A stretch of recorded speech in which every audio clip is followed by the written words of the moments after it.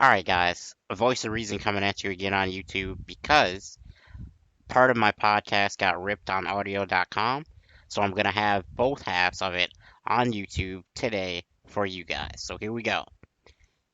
The second half of the podcast was covering Mike Pence, who is the Republican candidate for vice president, and it was going to also cover Tim Crane, who was the Democratic nominee for vice president.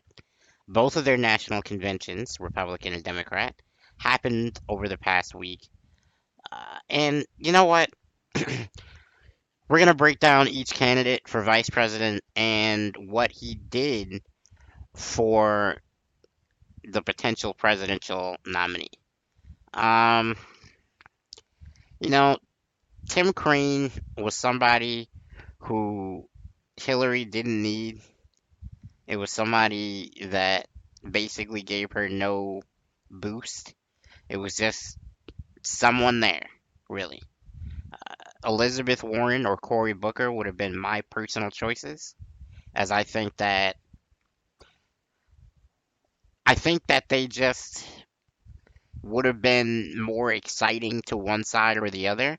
Now, granted, it may have done damage to her to pick Elizabeth Warren because she's a female. Not only has there never been a female president, but there's obviously never been a female vice president. So those people who may not want to see a female in the White House definitely don't want to see two females in the White House. So that would have been risky for that front. That's not my personal opinion. I want to throw that out there.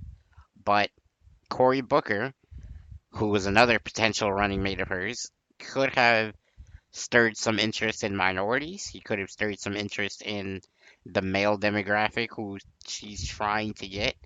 Uh, he could have helped her spread her message to people who weren't already getting it. I feel like Tim Crane was someone who he just wasn't exciting. He was just humdrum. He was just, nothing special here.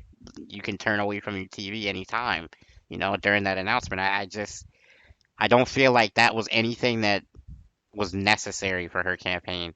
I feel like if that's how she's going to run her campaign, she's not going to pick up any new voters. She's going to pick up the people who were going to vote for either a Democrat or for her either way. I don't feel like that was going to add to what she was trying to do with Tim Crane. As far as the Republican nominee, we have Mike Pence, governor for Indiana.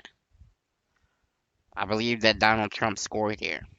Uh, those of you who watched last week know I'm not particularly a Donald Trump fan, but I think he scored here because Mike Pence is a conservative Republican.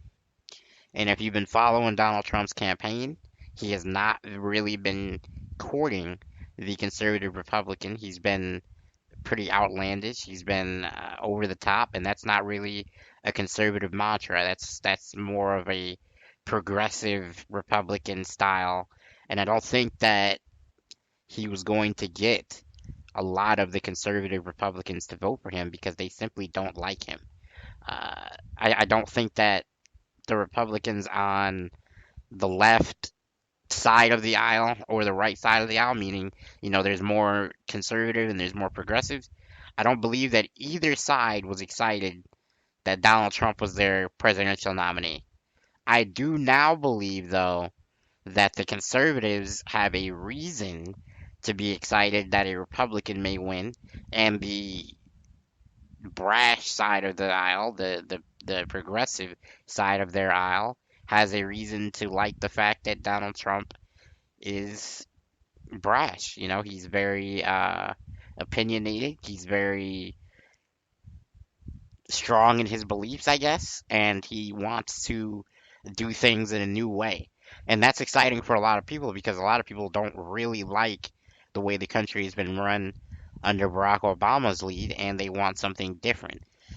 Barack Obama is a nod to more democratic and standard ways of politics. Donald Trump tries to blow all that up. Now, does he succeed in that? I don't really know. I think a lot of his ideas are pretty over the top. I think a lot of his ideas are very crazy. I don't know. The whole building a wall and making the Mexicans pay for it thing. That's probably not going to happen. But if you're a Donald Trump fan, Mike Pence was the guy. I don't think that he could have chosen a better person. He's going to help unite the Republican Party. And I think that's important if Donald Trump wants to be elected president because you can't have half of the Republicans not liking you and half of the Republicans sort of liking you because you're the Republican and you're kind of saying that you want to do things different. So they kind of force themselves to vote for you in some ways because, if you read the reports and you study what people are saying about Donald Trump, no one in the Republican Party actually likes the guy. I feel like this move, though, with Mike Pence, helps establish him in a new way with a new base that really wasn't hearing what he wanted them to hear from him. I think Mike Pence helps that. As I said, he was a governor for Indiana, Indiana being one of the more conservative states in the union. I also realized that Mike Pence was a Tea Party conservative. He was very liked by them. He was well received by the Tea Party. He was a supporter of the Tea Party. And those are the kinds of people that Donald Trump is going to have to speak to if he wants to become the next president of the United States. As I stated, I don't think Hillary did anything special with her nominee. I do believe that Donald Trump helped his campaign with his, though. Barack Obama was the best thing that happened in the Democratic National Convention. His speech helped propel Hillary to what is now being touted as a 6 point lead in the polls. Really, nobody impressive spoke at the Republican National Convention. I don't think that even the Republicans who are hoping Donald Trump to win would tell you that that convention really did anything positive except uh, announce Mike Pence as his running mate. That was very positive for his campaign, but no speeches, uh, no one came to really support Donald Trump that meant anything to his campaign. I also believe that he lost a little tiny bit of momentum with his wife biting off some of Michelle Obama's speech. You know, Politics is a funny thing. I saw footage of Barack Obama biting off of a army sergeant's speech for part of what he was going to say as he was trying to be elected. Uh, you know, I'm not really going to fault Ivanka Trump for not being able to come up with her own stuff. She's not an American. English is not her first language. Uh, I feel like if she was going to plagiarize, I guess you would say, no, not really, but if she was going to bite off of somebody else's speech, Michelle Obama was a pretty good speech to bite off of. Uh, I'm not gonna fault her. A lot of people who are Democrats, I guess I would consider myself a Democrat, although I would gladly tell you I'm not really for either party. But the last several presidencies that I could vote in, uh, I voted Democratic, so I guess you'd say I'm a Democrat for now.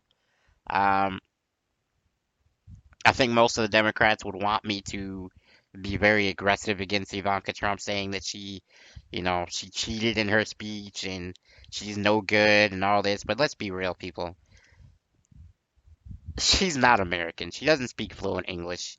You could tell by her speech that she's not good at speaking in front of people. I'm gonna give her a break. I don't think she should get in the habit of public speaking. I don't think she's gonna do a lot as first lady unless you're talking about somebody who's gonna be involved in uh, foreign affairs, maybe with the countries that she's familiar with. She can help speak to those countries in their native language, and that's a plus. But outside of that, I don't think she's going to create any initiative in the United States like Michelle Obama did with cleaning up the food in the schools and this and that. Whether you like that or not, uh, she got her referendum done. She wanted to clean up the lunches in the schools. She wanted to try to get the kids moving more, and she did it. You know, whether you like it or not, that's what she tried to do, and she did it. I don't see Ivanka Trump doing that. So, um, that's pretty much it for politics today. Again, I want to apologize for all of you who are going to listen to this podcast on YouTube, who are going to listen to this podcast on Spreaker. I advertise it being on audio.com. However, there's a glitch apparently with audio.com where no one can actually hear me speaking. So that's a problem when it comes to a podcast. I want to thank you for listening to this instead. And this is going to be the entirety of my podcast for July 30th, 2016. The Voice of Reason out.